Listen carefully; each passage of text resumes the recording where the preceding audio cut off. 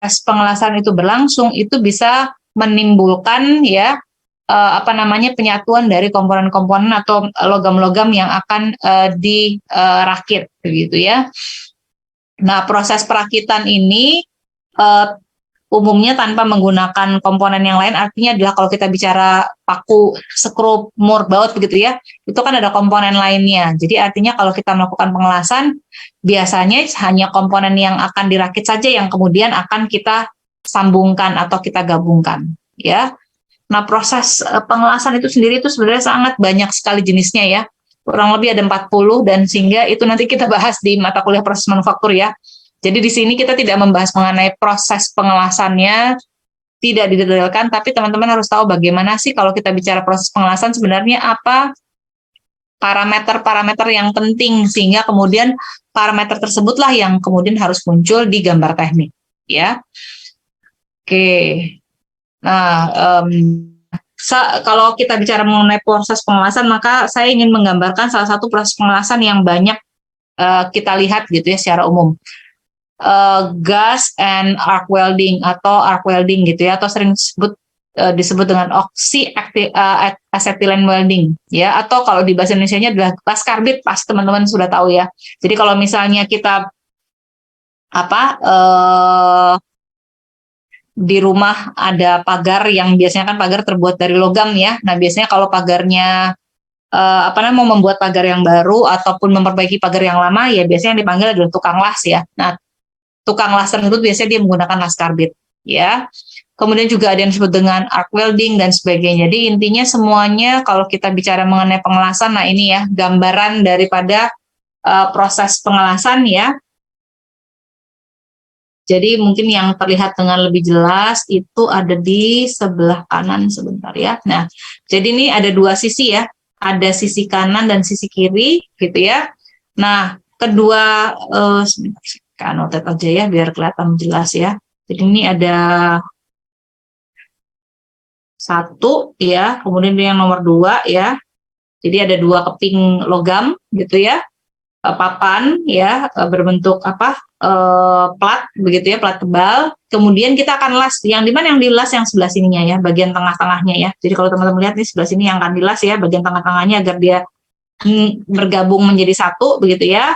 Nah, proses pengelasannya di sini semuanya dengan menggunakan ini, kalau dalam bahasa pengelasannya namanya las busur listrik ya, electrical arc welding begitu ya. Nah, kenapa busur? Karena pada saat proses pengelasannya ya, di sini ada electrical sama arc-nya. Electricalnya itu karena kita sambungkan antara di sini kita menggunakan ini ya, menggunakan elektroda ya, yang nanti akan mengalirkan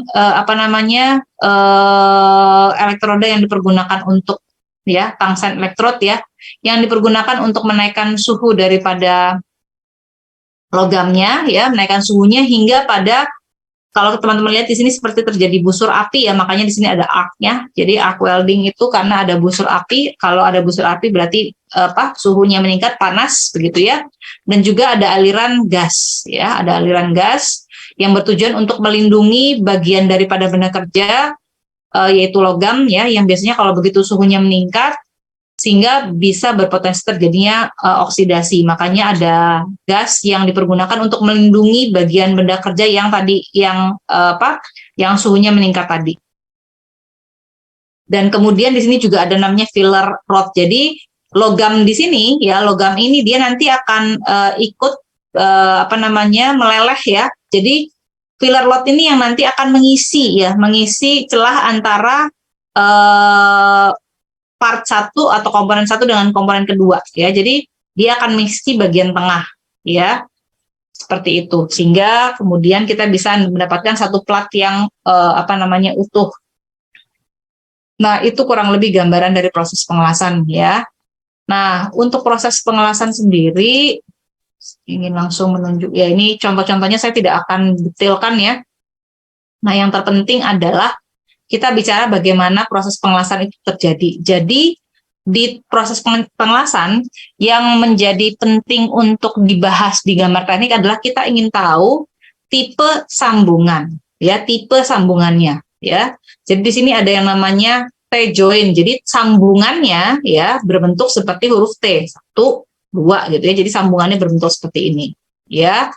Nah, selain sambungannya, kita juga ingin tahu seperti apa namanya bentuk las-las, bentuk words itu. Jadi kalau bahasa Indonesia bentuk lasnya gitu ya, bentuk hasil lasnya. Ada yang bentuk fillet, plug, slot, dan sebagainya.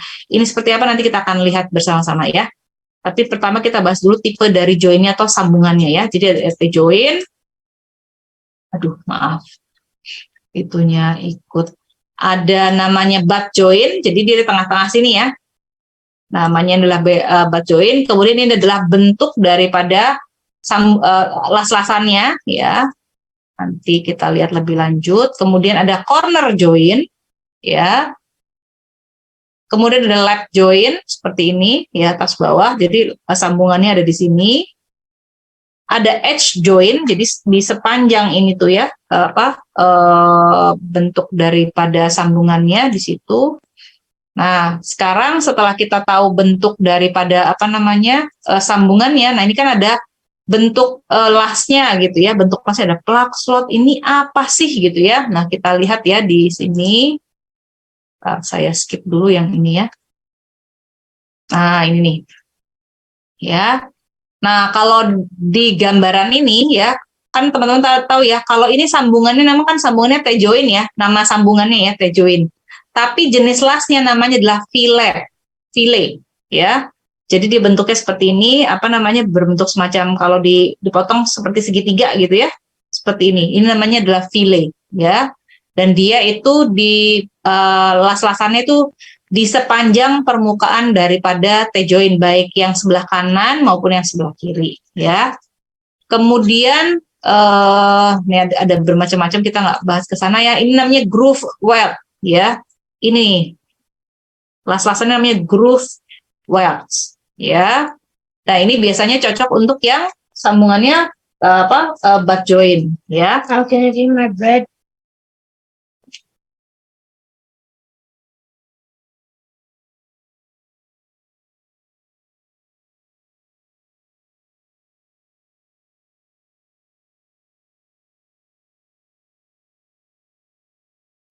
Oke, mohon maaf ada sedikit kendala. Setelah groove weld ya, berikutnya adalah plug and slot weld ya. Plug and slot berarti kalau kita lihat bentuknya itu adalah lapping lapping welding begitu. Kemudian ada, nah kalau yang lain ya banyak sekali teman-teman bisa lihat ya. Ini yang fillet, ada plug or slot yang seperti tadi, ada yang stud, spot, dan lain sebagainya ya. Yang groove weld saja itu macam-macam bentuknya ya. Ada yang square, ada yang scarf, bevel, dan teman-temannya ya. Nah, jadi yang di gambar teknik ya, yang harus dimunculkan adalah satu weld simbolnya ini ya, plus juga bentuk sambungannya ya, apakah join, apakah butt welding, dan lain sebagainya. Nah, bagaimana cara kita menggambarkan hal tersebut ya?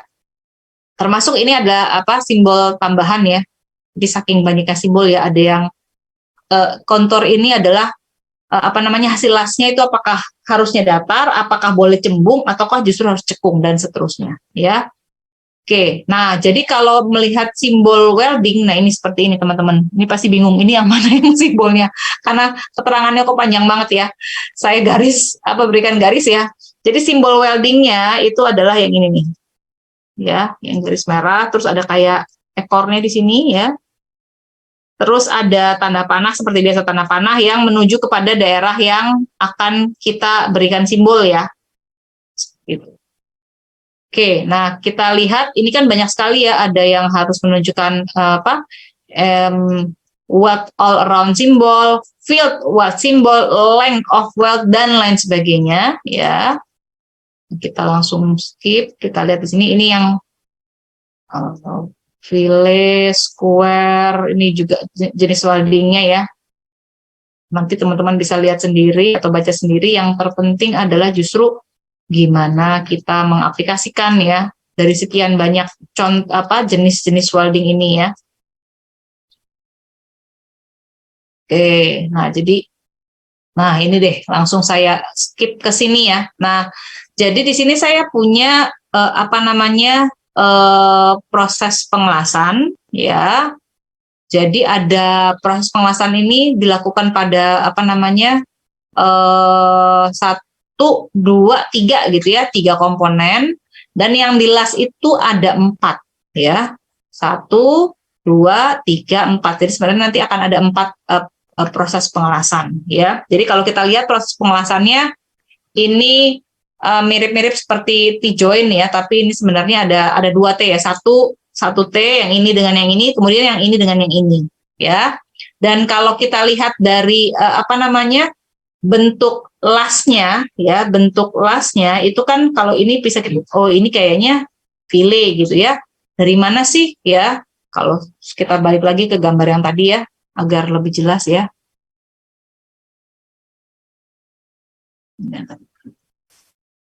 Nah ini loh ya, jadi kalau bentuknya segitiga ini itu disebut dengan namanya file ya, file and groove web gitu ya. Nah kemudian simbolnya itu yang mana ya? Nah kita balik ke atas sini. Nah ini ya. Jadi kalau misalnya file, oh ya, file itu adalah yang sebelah ini ya, paling kiri ya. Jadi bentuknya seperti itu. Jadi pilihannya adalah apa? Kita buat simbolnya adalah ada garis, kemudian tanda seperti segitiga 90 derajat ya, segitiga siku-siku gitu ya, atau ada garis dibuat segitiganya di bagian bawah. Nah, tapi di atas dan di bawah garis itu punya arti yang berbeda-beda ya. Nah, artinya apa? Bentar, kita balik lagi ke gambar yang tadi. Nah, ini ya. Oke, jadi untuk simbol dari apa namanya dari weldingnya, sebentar ya, saya panggil ya. Jadi simbol sebenarnya adalah ini ya, 1, terus panah ya. Oke, ini juga sama ya. Ini juga ini simbol yang kedua 1 sama garis biasa. Oke, terus di sini ada simbol yang menunjukkan jenis lasnya yang berwarna. Saya kasih warna lain biar kelihatan bedanya ya, yang berwarna biru. Nah, kan teman-teman pasti bingung ya, yang satu kok segitiganya di bawah, yang satu segitiganya di atas, bedanya di mana? Ya. Nah, jadi kalau untuk apa namanya gambar proses pengelasannya seperti ini, di mana panahnya ya, di mana panah dari panah simbol las itu menuju pada benar-benar las-lasannya. Jadi ini kan memang las-lasannya akan posisinya di sini gitu ya. Maka simbolnya itu diposisikan di bawah dari garis. Jadi simbol below reference line. Jadi artinya adalah di mana las-lasannya ya di sini gitu ya. Ditunjukkan langsung pada ujung panahnya. Ya, itu yang pertama. Nah, sedangkan yang kedua, ini kenapa dia di atas, Bu? Nah, kalau teman-teman lihat ini panahnya kan di sini ya. Tapi sebenarnya las-lasannya di mana? Di seberangnya. Ya, di seberangnya. Jadi simbolnya diletakkan di atas daripada reference line-nya. Ya. Jadi itu beda kenapa dia di bawah. Kalau di bawah berarti memang panahnya menunjuk langsung kepada titik di mana kita melakukan pengelasan. Tapi kalau kita menunjukkan titik di mana pengelasannya bukan terjadi di situ, tapi di area sebaliknya, itu apa simbol segitiganya. Kalau kita pakai file ya, itu kita letakkan di atas. Ya, oke seperti itu. Saya tutup dulu dan kita lanjutkan lagi. Nah, ini apa namanya gambar mungkin lebih mudah ya, karena kita bisa memperlihatkan gambar 3 dimensinya. Ya, nah jadi di sini pointer ya. Oke, jadi di sini kita akan membuat apa namanya pengelasan ya, pengelasan di mana las-lasannya itu diberikan bukan untuk T-join ya, ini apa butt join gitu ya, 2 permukaan yang rata. Kemudian ini adalah jenis daripada apa namanya las-lasannya ya, dia terletak di tengah. Nah, pada saat di penggambar teknik kan kita tidak membuat seperti ini ya. Di penggambar teknik kita tetap membuat gambarnya ada komponen 1, komponen 2 gitu ya, dan kita perlu menginformasikan bagaimana komponen 1 dan komponen 2 ini akan dilas ya. Ya, jadi ini komponen 1, ini komponen 2 ya. Kan dua sisi, dua yang berbeda ya. Dan pengelasannya terjadi di mana? Di sini ya. Di permukaan di sini ya. Maka sama seperti yang tadi ya teman-teman ya. Jadi apa namanya? Gunakan panah untuk menunjukkan di mana proses pengelasan terjadi ya. Kan di sini ya. Oh. Ya, jadi kan kalau digambar 3 dimensinya kan di sini ya. Jadi artinya di tengah-tengah antara permukaan 1 dan permukaan 2 di sana terjadi proses pengelasan ya. Kemudian ini apa namanya? Kita bisa buat seperti ini ya untuk reference lainnya ya. Dan kemudian nah ini simbolnya apa ya? Simbolnya ini apa ya? Simbol lasnya maksudnya ya. Nah, ini sama seperti yang tadi ya. Kita balik dulu. Oh, nggak mau ya. Sebentar ya, dia tidak mau. Oh, ensure. Oke, saya balik ke apa simbol yang tadi ya. Nah, jadi kalau dari simbol yang tadi, dia masuk ke dalam jenis wealth-nya adalah bevel ya, bevel wealth ya. Jadi dia masuk groove wealth, dia masuk yang bevel ya. Jadi kalau di ini pilih, nah ini bevel ya, dia bevel words ya. Kemudian saya balik lagi ke sini ya. Jadi karena panahnya menunjukkan di mana lokasi pengelasan, maka kemudian simbolnya itu diletakkan di bawah daripada reference line ya. Itu kalau teman-teman ingin menunjukkannya dari tampak depan. Kalau dari tampak dari tampak samping ya, dari tampak samping. Kalau dari tampak depan nih front view ya. Dari tampak depan kan berarti kita melihatnya dari sini ya. Jadi ini diasumsikan di depan ya. Maka bentuknya seperti ini sama ya. Jadi kan komponen 1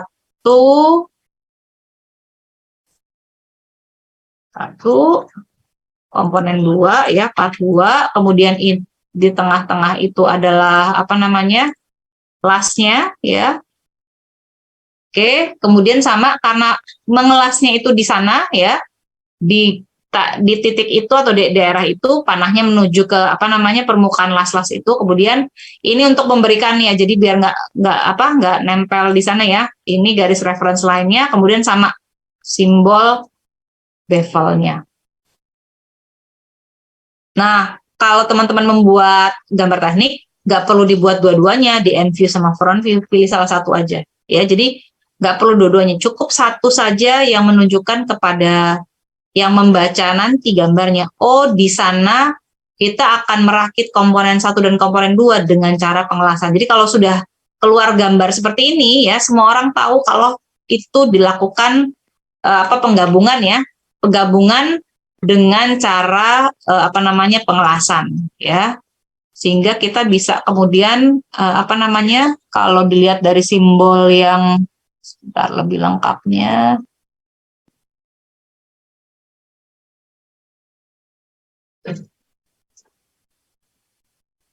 Oke, sebentar ya. Jadi kalau ada tanda panah plus simbol seperti ini, kita tahu bahwa itu adalah simbol pengelasan.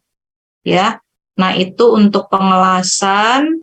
Sebentar, saya stop share dulu dan kemudian saya akan lanjutkan sedikit lagi. Ya, sedikit lagi kita akan bahas mengenai ini apa namanya?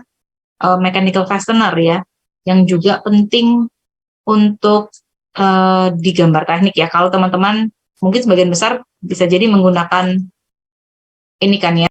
Jadi kalau melihat parameternya ada yang namanya pitch ya. Jadi jarak antara satu puncak ulir ke puncak ulir yang lainnya ya. Atau juga jarak antara satu root ataupun apa namanya bagian yang paling ini ya paling rendah ya dengan root yang lainnya, itu namanya adalah pitch.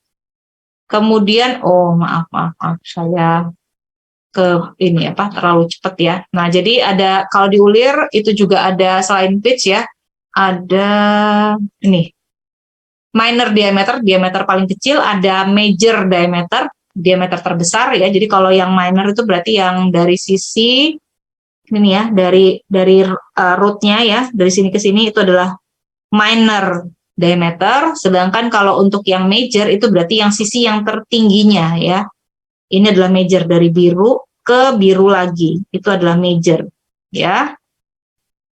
Kalau pitch itu berarti tengah-tengahnya ya, rata-ratanya. Kemudian di sini juga punya namanya crest ya, jadi atau puncak gitu ya.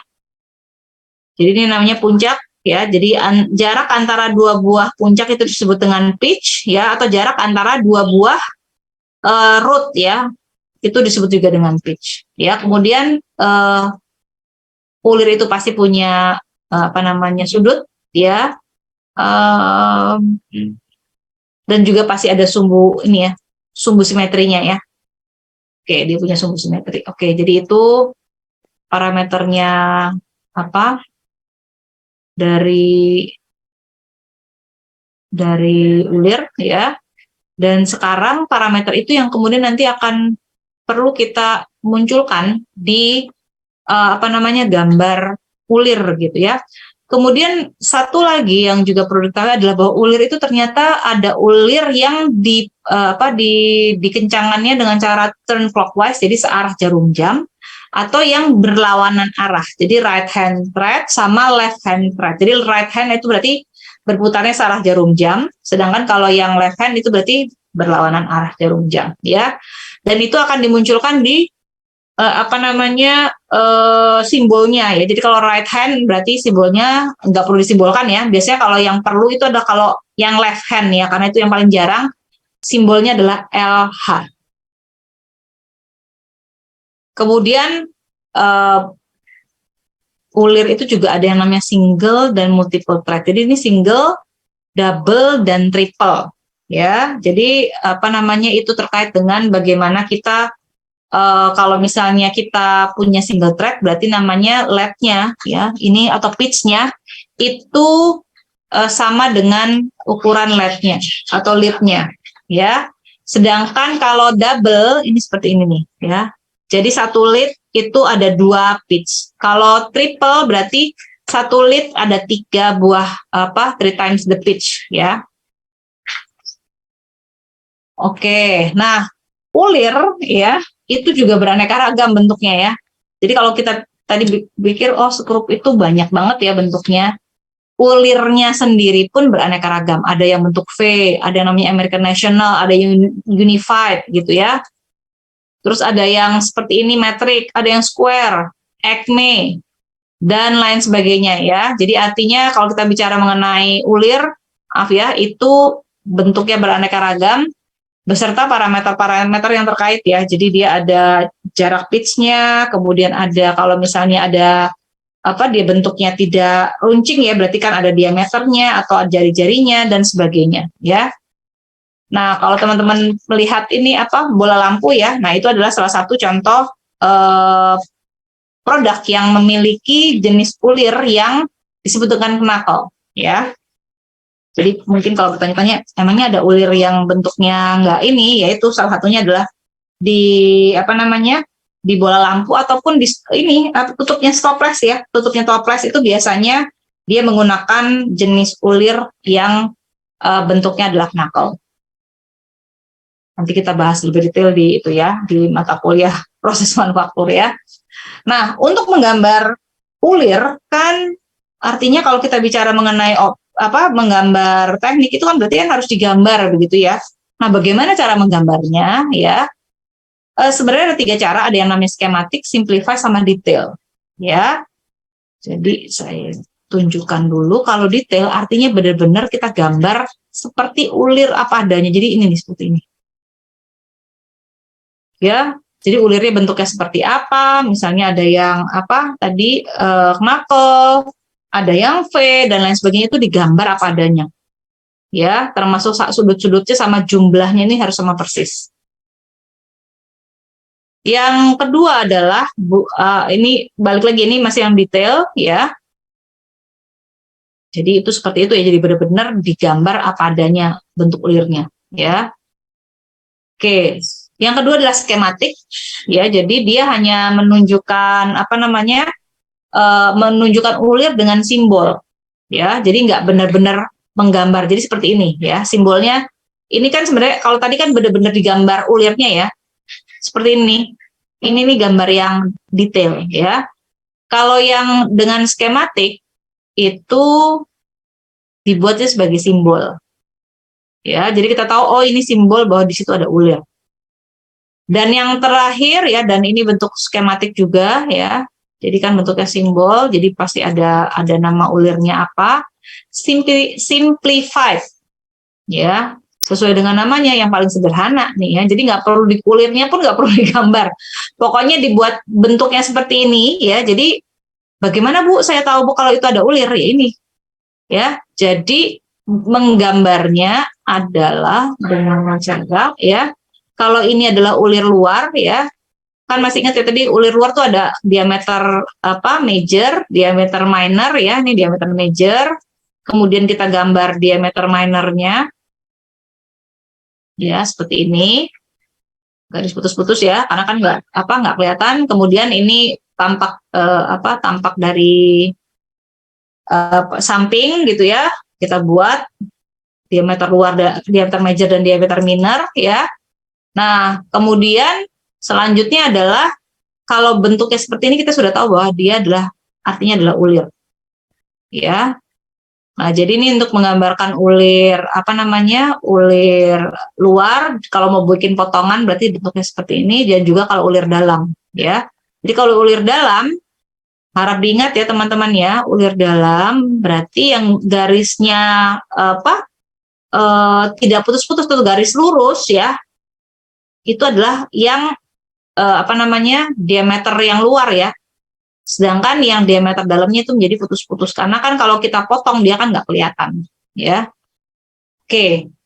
Jadi itu cara penggambarannya. Jadi untuk menggambar teknik, untuk menggambar teknik ya, kita akan cukup menggambarnya dengan menggunakan yang simplify aja ya. Nggak perlu yang detail, nggak perlu yang skematik, apalagi yang detail gitu ya. Jadi simplified representation. Nah, tapi kalau simplified kan kita nggak tahu itu ulir apa ya. Beda kalau kita bikin yang detail kan ketahuan, oh dia ulir V, oh dia ulir knuckle dan sebagainya, karena kelihatan dari bentuknya. Nah, kalau simplify maka kita menggunakan ini simbol ya, menggunakan simbol. Jadi simbol ini itu ada artinya ya. Artinya apa? Mari bersama-sama kita lihat ya. Jadi sebentar, ini simbolnya yang menunjukkan bahwa yang ulir tuh yang mana, yang bagian ini ya. Ini ulirnya ya, ulir luar. Kemudian ini ya. Jadi kan kembali kita kan nggak bisa menunjukkan bagian dalam ulir ya. Jadi kita tunjukkannya dari tampak ini kita bilang tampak depan aja ya. Terus buat garis panah menuju titik pusat, artinya ini adalah ulir dalam. Jenis ulirnya adalah ini. Ya, kalau mau bikin sectioning juga boleh ya. Jadi ini seperti yang tadi saya sampaikan, kalau kita ingin menggambar multiview, boleh gambar multiview-nya atau bisa gambar section-nya. Pilih salah satu, nggak perlu dua-duanya ya. Tapi kemudian nanti yang kita akan bahas adalah ininya ya. Jenis ulirnya ini ada 3/8. Ini apa ya artinya ya? Kita akan lihat di belakang ya. Nah, jadi ini ternyata blind hole, jadi artinya dia tidak lubang tembus ya. Maka ada simbol seperti ini. Terus ini ada dan beraneka ragam ya. Ini blind hole juga. Itu apa? Kita lihat di ini ya. Jadi untuk ulir ya, dia punya grup daripada jenis ulirnya ya. Ada yang disebut dengan coarse thread series atau UNC, ada yang namanya fine thread series, dan juga ada yang extra fine thread series ya. Terus bedanya apa? Jadi kalau kita bicara untuk ulir yang dipergunakan di screw, bolts and nuts, itu biasanya dia pakai jenis coarse thread series atau UNC atau NC ya. Kemudian kalau di fine thread series atau NF itu biasanya dipergunakan untuk ulir yang lebih lebih halus gitu ya. Misalnya untuk ulir-ulir yang ada di mobil, di pesawat terbang dan sebagainya ya. Sedangkan yang paling paling akurat, paling halus adalah extra fine thread series atau UNEF ya. Itu dipergunakan untuk apa namanya komponen-komponen misalnya untuk aircraft ya, jadi untuk pesawat terbang atau untuk permukaan-permukaan yang sangat tipis gitu ya, sehingga kedalaman ulirnya itu harus sangat-sangat kecil ya, karena di permukaan yang tipis kita nggak mungkin membuat ulir yang kedalamannya itu besar gitu ya. Nah, jadi kalau teman-teman bingung, kalau misalnya menggunakan skrup Moorbaud untuk komponen gambar tekniknya, ya pasti yang jenisnya UNC atau NC ya.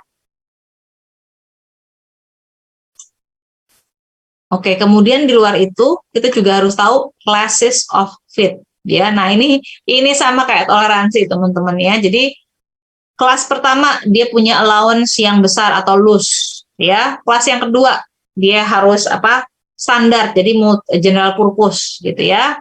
Kelas ketiga ini adalah yang paling-paling ketat ya, paling-paling ketat. Jadi kelas 1 yang longgar, loose, yang kelas 2 itu yang yang standar, kelas 3 itu yang paling-paling ketat ya, tighter fitting thread ya. Kemudian ada juga simbol A dan B. Jadi A itu kalau fit class numbernya 1, 2, dan 3 ya. Jadi setelah kita menulis A atau B, baru kemudian kita menuliskan 1, 2, dan 3. Terus A sama B ini apa artinya? Ya, jadi kalau A itu artinya adalah untuk external thread, jadi untuk ulir luar. Kalau B itu adalah untuk internal, untuk ulir dalam. Ya, jadi tulis A atau B, baru tulis fit class-nya ya, apakah yang longgar, pas, ataupun paksa gitu ya, yang benar-benar strict. Nah, sekarang kita lihat ya, di sini kita punya simbol seperti ini yang seperti tadi terlihat di contoh sebelumnya ya. Nah, artinya di sini apa ya? Nah, jadi yang pertama, angka yang pertama adalah major diameter, jadi diameter yang paling besar ya, paling luar. Kemudian ini adalah jumlah daripada ulir per inci. Berikutnya ini adalah yang tadi ya, kan ada UNC, ada UNF ya, Unified National, ini yang berarti yang untuk umum. Kemudian ada angka, yaitu menunjukkan kelas ya, ya ini yang tadi ya, Unit International Force. Yang kemudian berikutnya yang 2 ini adalah class of fit, berarti kelas 2, dan yang terakhir adalah B, artinya adalah dia internal ya. Terus, nah ini kalau kita mau lihat masing-masing jenis daripada skrup atau ulir gitu ya. Jadi kalau misalnya kita tadi punya ini kan ya, punya kelompok ya, NC, UNC, NF, UNF, NEF sama UNEF gitu ya. Ini adalah jumlah thread per inch-nya. Jadi kalau misalnya kita punya ulir gitu ya, misalnya nominal diameternya adalah 10 ya, thread persiannya thread per inch-nya biasanya ada 24. Jadi kita tinggal lihat dari tabel ini saja. Nah, cara pengaplikasiannya ya kurang lebih seperti ini ya. Jadi ini ulirnya, kemudian sama dengan yang sebelum-sebelumnya ya. Gunakan garis bantu ya. Terus panah ya, ditujukan kepada bagian ulir yang dimaksud ya. Jadi dimulai dengan diameter ya, diameter nominal atau diameter luar sama aja ya. Kemudian jumlah thread per inch-nya. Kemudian jenis thread series-nya ya, di sini ada UNC. Kemudian kelasnya normal fit, dan yang terakhir adalah di sini eksternal ya, karena ini adalah ulir luar.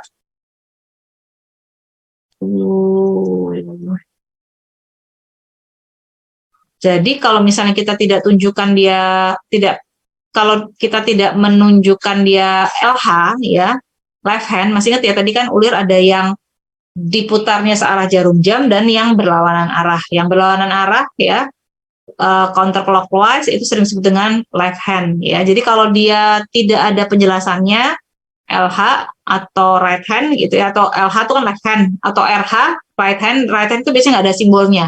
Kalau tidak ada simbolnya berarti semuanya dianggap right hand, kecuali kalau dikasih simbol LH itu artinya adalah left hand ya. Jadi begitu. Kemudian, nah ini ya, ini artinya adalah kalau ada simbol seperti ini, diameternya adalah 1/1/4 inch ya, jumlah thread printnya 7, UNC kelas 1 dan external thread ya. Ini juga sama ya. Kalau udah tahu sekali tahu ininya, teman-teman pasti sudah paham ya. Nah, jadi ini nih. Jadi kalau yang ada LH-nya berarti dia adalah yang left hand thread ya. Jadi artinya kita akan mengencangkannya ke berlawanan dengan arah jarum jam ya. Kemudian yang lainnya juga ada juga yang menggunakan matriks ya. Jadi M10 kali 12. Ini apalagi gitu ya. Jadi M10 itu adalah metric threads, kemudian M-nya adalah metric thread, 10-nya adalah major diameternya, kemudian ada tanda X ya atau kali, dan kemudian terakhir adalah thread pitch-nya. Ya. Nah, ini biasanya juga dipergunakan kalau untuk teman-teman yang mencari informasi mengenai ukuran skrup yang ini ya, ulir yang standar. Jadi harap diingat ya teman-teman ya. Jadi untuk ulir ya, skrup murbaut biasanya kita menggunakan ulir yang standar. Jadi kita nggak ini ya. Jadi kalau misalnya kita membuat misalnya ini ya komponen untuk otomasi ya, maka kemudian untuk menentukan kita pakai ulir yang mana gitu ya, lihat aja di ulir standar yang dijual oleh perusahaan atau pabrik gitu ya. Kita lihat kira-kira mana yang cocok ya. Jadi kalau misalnya komponennya tebal, bisa jadi nanti ulirnya lebih besar lagi, diameternya lebih dalam gitu ya. Jadi semuanya tergantung dari penggunaan scope-nya. Nah, ini untuk jenisnya ya. Jadi kalau kita tidak tahu dia penggunaannya untuk apa, silahkan nanti dipilih untuk yang general ya. General purpose, ini adalah nominal size-nya, pitch-nya yang biasanya dipergunakan. Kalau yang mau lebih, kan ada yang coarse, ada yang fine ya, itu adalah yang ini, yang sebelah kanan ini ya. Nah, ini bentuk-bentuk dari skrup dan sebagainya, nanti silahkan teman-teman bisa baca sendiri ya, karena memang banyak sekali jenisnya gitu ya. Nah, di luar ini skrup juga beraneka ragam bentuknya. Nah, intinya adalah baik untuk skrup, mur dan baut, kalau kita menggunakan cara menggambar yang simplified ya, kalau yang terlihat di sini kan ini yang skematik ya, jadi masih kelihatan simbolnya ya, maka tidak perlu menggambar garis-garis yang di tengah ini, cukup tadi ya diberikan simbol bahwa dia adalah berupa ulir ya, seperti yang saya tunjukkan sebelumnya ya. Kalau ini adalah rivet, nah ini spring ya. Nah ini juga sama. Kalau untuk spring itu per ya. Kalau kita ingin menggambar detail kan dibikin benar-benar seperti menggambar spring ataupun pernya ya. Nah kalau kita bentuk yang skematik itu seperti ini, jadi hanya perlu menunjukkan pitch-nya gitu ya. Jadi lebih sederhana. Kemudian hal yang sama juga dengan roda gigi ya, roda gigi kalau mau gambar yang detail itu juga bisa ya. Ini penggambaran secara detail ya. Sampai seperti itu. Kemudian tentunya karena kita juga bicara mengenai penggambaran yang sederhananya, jadinya bentuknya seperti ini. Ya. Simplify-nya seperti ini. Jadi artinya adalah kalau di menggambar teknik ya, kita bisa menggunakan untuk menggambar ya, kita bisa menggunakan cara gambar yang detail, jadi benar-benar dibuat seperti aslinya begitu ya, tapi juga ada cara penggambaran sederhana ya, jadi seperti yang tadi ya, maaf ini bentar. Jadi penggambaran yang sebelumnya itu adalah cara penggambaran untuk roda gigi yang disederhanakan. Jadi nggak perlu gambar satu persatu ya dari bentuk roda giginya, tapi cukup digambarkannya seperti ini ya. Tinggal seperti biasa ini ada simbolnya ya. Kalau di sini simbolnya bentuk daripada ini roda giginya berapa giginya ada berapa gitu ya, pitch-nya berapa dan seterusnya ya. Jadi tidak perlu digambarkan detail seperti di gambaran yang sebelumnya ini nih, yang apa?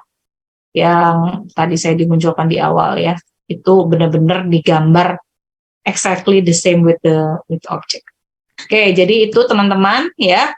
Jadi silakan untuk teman-teman di tugas besar gambar tekniknya, untuk simbol-simbol yang wajib untuk dimunculkan adalah jelas ya, pasti simbol toleransi, dimensi, toleransi linier, toleransi geometri, dan kemudian kekesalan permukaan.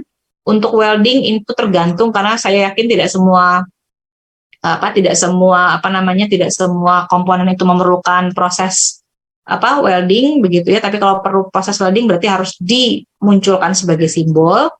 Nah, kalau terkait dengan skrup, mur, dan baut gitu ya, itu juga memang tergantung ya. Jadi gini, kalau untuk di perusahaan yang kemudian mereka membuat produk, biasanya mereka tidak membuat sendiri skrup, mur, dan baut yang mereka beli ya. Jadi di gambar tekniknya itu biasanya muncul sebagai nama komponen ya. Jadi ada skrup, mur, dan baut, tapi kemudian gambar tekniknya tidak ada. Kenapa? Karena mereka beli jadi di perusahaan ya. Jadi makanya mereka menggunakan skrup, mur, baut dan komponen-komponen yang memang bentuk dan dimensinya sudah standar ya. Nah, mungkin agar lebih clear, apakah untuk teman-teman yang di sini ya ada komponen otomasi yang digambar yang juga memerlukan adanya skrup, mur, dan baut? Ada nggak? Atau mungkin biasanya merakitnya seperti apa deh? Kan ini kan yang digambarkan lebih daripada satu komponen ya, satu part ya, pasti kan harus dirakit ya. Merakitnya seperti apa? Bisa mungkin menginformasikan ke saya beberapa ya, sebagai contoh. Silakan.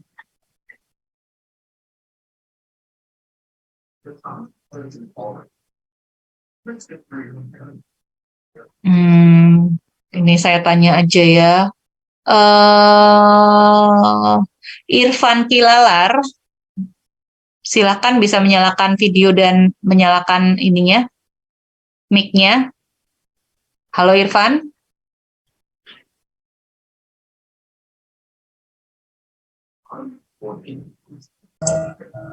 Halo Bu. Ya, Irfan bisa diceritakan ke saya untuk gambar tugas besarnya itu ada berapa komponen dan perakitannya dengan cara apa? Oke, baik Bu. Untuk komponennya sih Bu, kemarin tuh ada 3. Kalau dari saya sendiri sih kayaknya kemarin tuh saya membuat sendiri, tapi dari OT-nya tanpa fusion Bu gitu. Jadi kayak imajinasi sendiri. Itu yang kemarin yang di forum itu ada baut, mur, sama dinamo. Mur, baut, sama dinamo. Iya Bu. Oke. Berarti mur dan bautnya, kalau kita bicara mur dan baut kan berarti kan ada ulirnya ya? Ya benar Bu, ada ulirnya. Ada ulirnya. Dimensinya tidak diinformasikan? Diinformasikan Bu, tapi dengan ini Bu, dengan cara kayak nyari di Shopee gitu Bu, karena di Shopee katanya ada ukuran jadi nyari gitu. Oh iya. Berarti betul ya. Jadi kalau mur dan baut memang kita cari yang ada dijual di pasar ya? Iya Bu. Jangan kita kalau beli mur dan baut nggak mungkin cari mur dan baut yang ukuran customize, itu susah gitu ya, harganya mahal, pasti beli yang ukuran standar. Oke, berarti kan Irfan dan teman-teman satu kelompok harus membuat gambar ulir dan baut, tapi yang cara yang simplify ya, jangan pakai yang detail ya. Iya Bu, benar. Karena dari aplikasinya juga Bu, ini saya masih banyak belum tahu yang fitur-fitur yang bisa dipergunakan Bu. Untuk ulir, untuk pembuatan ulir? Enggak Bu, di Fusion 360 itu masih banyak yang fitur yang masih belum bisa belum masih bisa saya pahami Bu. Jadi saya belum bisa menggambar sedetail mungkin. Oh iya. Jadi kalau saran saya karena di menggambar teknik itu memang diperkenankan untuk menggambar secara simplified ya. Jadi kan ada 3 ya, mau detail, mau skematik atau simplified. Untuk tugas besarnya ya silakan pakai yang simplified aja cukup. Jadi kalau teman-teman, saya nggak tahu, mungkin ada yang gambar roda gigi atau gambar kan macam-macam ya komponennya ya. Jadi tidak perlu gambar yang detail, cukup gambar yang simplified aja. Tapi artinya kalau gambar simplified, Irfan harus tahu tadi dimensi itu. Iya. Oh iya Bu. Kan harus tahu dimensinya apa, dia ulir ukuran berapa gitu ya. Jadi silakan. Dan mestinya kalau ada di Shopee, tapi kan di Shopee itu kan bukan referensi yang bisa di ini ya. Nanti tolong cari ukuran ulir ya, ukuran ulir atau baut yang memang standar ya. Oh ya Bu, ini kemarin sehingga itu yang masuk ke dalam. Kemarin kan itu ada satu teman dari kelompok saya, jadi kayak saya sesuai dengan ukuran dia Bu, karena itu kayak ini baut sama mur itu nanti disatuin dengan komponennya dia Bu, jadi sesuaikan dengan dengan ukurannya dia. Betul, iya. Kalau enggak kan nggak bisa dipasang dong ya. Jelas mur sama bautnya harus jadi satu ukurannya, betul. Ya, tapi maksud saya harus cari di ya kalau di Shopee itu kadang-kadang saya khawatir dimensi nggak ini. Intinya saya sepakat itu dilihat lihat di Shopee untuk sebagai acuan, tapi kemudian nanti mungkin bisa cari di entah itu di bukan toko bangunan sih, pokoknya yang sejenis itu ya, ukurannya resminya itu seperti apa ya, untuk nanti kamu masukkan sebagai simbol. Baik Bu. Ya, Oke, terima kasih Irfan. Sama-sama, jadi Bu. Teman-teman ini kalau misalnya ada kesulitan yang terkait dengan fusion dan lain sebagainya, mohon nanti dikontak ini ya, asisten ya, untuk kemudian mungkin diberikan pengarahan ya. Oke, terima kasih Irfan. Mungkin saya perlu satu ini lagi. Sebentar, Irfan ini kamu kelas apa ya Irfan ya? Kelas A. Kelas A ya, oke. Baik, terima kasih. Berarti saya sekarang yang kelas U, wakilnya silakan kelas IUP. Ini saya belum hafal ini, berhubung kita kuliah online nih, jadinya nggak menghafalkan nama ini. Oke, Alina. Izan. Iya silakan Izan. Maaf, tadi tangannya nggak kelihatan. Monggo Izan. Oke, baik Ma'am. Jadi untuk proyek yang Gamtek kami, di sini kami terdiri dari ada 5 komponen. Oke, baik. Terus tadi Mem bertanya tentang apakah ada baut dan lain sebagainya gitu. Jadi di sini karena kita ada 5 ada perakitannya kah gitu. Ya betul, ada perakitan. Nah, di antara kelima komponen tersebut kita ada yang pakai pintu Mem. Jadi bautnya kita taruh di engsel pintunya itu untuk menempelkan ke bagian pintu gitu Mem. Oke. Baik. Berarti kalau engselnya kan juga sama ya. Jadi kan engsel beli ukuran standar ya, Izan. Ya, betul. Ya kan nggak mungkin bikin customize kan ya kalau Excel ya, ya jadi sama seperti kayak Irfan tadi ya, pasti Excelnya refer kepada ukuran standar yang bisa dijual pabrik. Yang kedua berarti otomatis skrupnya itu juga ngikut ya. Betul. Oke, baik ya. Oke, berarti ada pintu, ada engsel, ada skrup, 2 lagi apa komponennya? Ini pegangan pintu.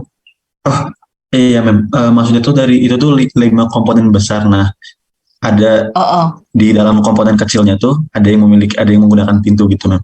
Terus kalau kita pakai pintu, berarti kan kita juga ada gagang pintunya. Nah, di gagang pintunya juga kita pakai baut gitu Mem. Oke, baik, ya. Oke, berarti itu ya. Jadi artinya kalau gagang pintu mungkin ya kalau beli pintu yang sudah jadi atau customize ya berarti tinggal diatur ya. Tapi kalau engsel, mur, baut, skrup itu biasanya silakan cari yang standar ya ukurannya ya. Betul Mem. Ya seperti itu. Oke, baik. Oke, baik. Thank you very Mungkin much. ada kesulitan yang lain apa Izan dan mungkin teman-teman yang lain terkait tugas besar nih karena ini kan sudah minggu 14 ya. 15, 16 jadwal ujian akhir sudah dapat semua atau sebentar. Sudah dapat ini informasi ujian akhir. Sorry, jadwal ujian akhir. Belum. Belum dapat sejauh ini. Belum sih. Oh, belum. Oke, mungkin sebentar lagi ya. Mungkin sebentar lagi. Jadi ujian akhir tuh akan dilakukan di minggu 16 dan 17 ya. Nah, nanti dari Mbak Lucy atau akademik akan mengumumkan ininya ya, jadwalnya. Oke. Jadi intinya untuk tugas besarnya kalau misalnya ada masalah segera dikontak ya ke asisten ya untuk segera membantu karena waktunya ini sudah minggu 14 ya.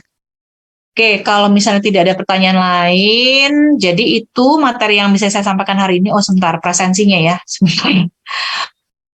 Sebentar, presensinya saya buka dulu satu-satu ya, mohon di ini. Ini sambil saya buka presensi. Kalau ada yang mau ditanyakan terkait dengan materi hari ini, saya persilahkan. Jadi memang kalau menggambar teknik itu kalau online itu ya memang terbatas ya. Kalau kemarin kita sempat offline itu mungkin lebih bisa itu ya.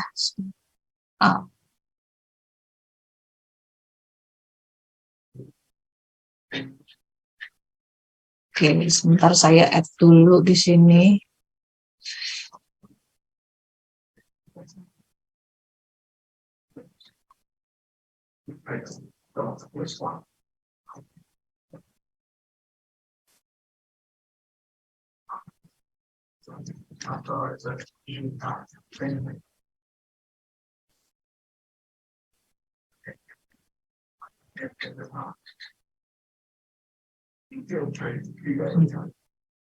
Tuh.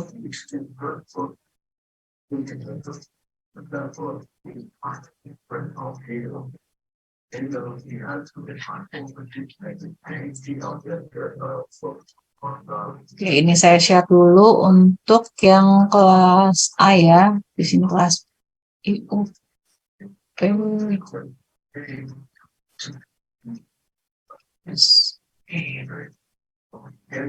Bentar, ini saya share dulu yang kelas A.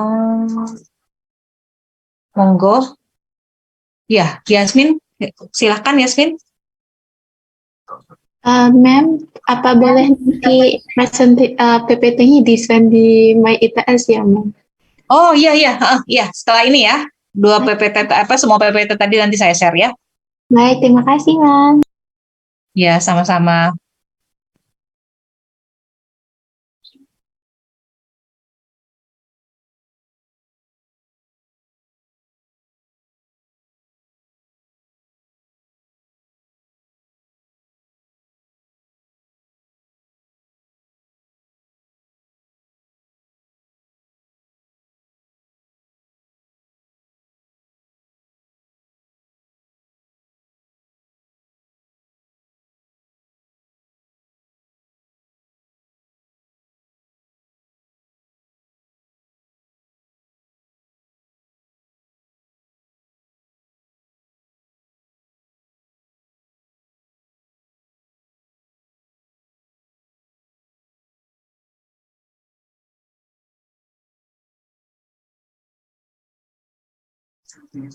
Untuk yang kelas A, semuanya sudah?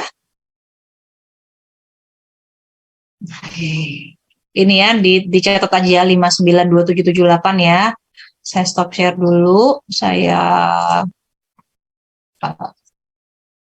yang kelas IUP. Mohon ditunggu.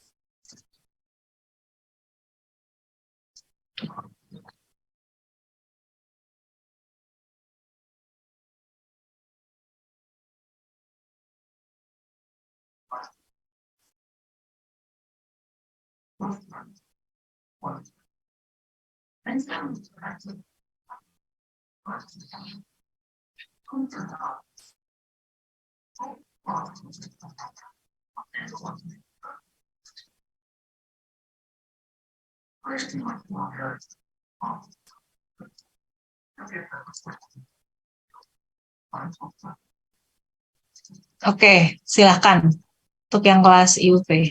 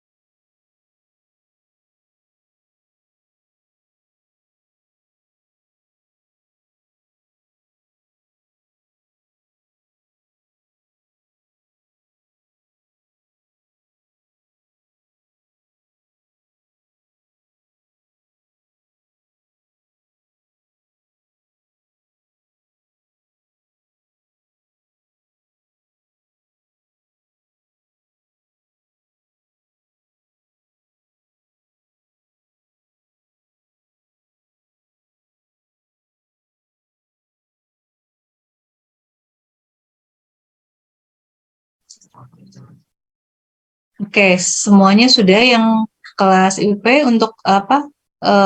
QR code-nya oke, tidak ada masalah? Tidak ada, Bu.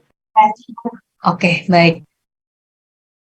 Oke, kalau masih ada yang kesulitan ini ya, mohon dicatat aja ya, kodenya 2293308. Oke, kalau tidak ada masalah, saya rasa untuk pertemuan hari ini bisa kita cukupkan. Terima kasih atas perhatiannya. Nanti untuk handout-nya saya letakkan di My Classroom ya. Oke, terima kasih semuanya.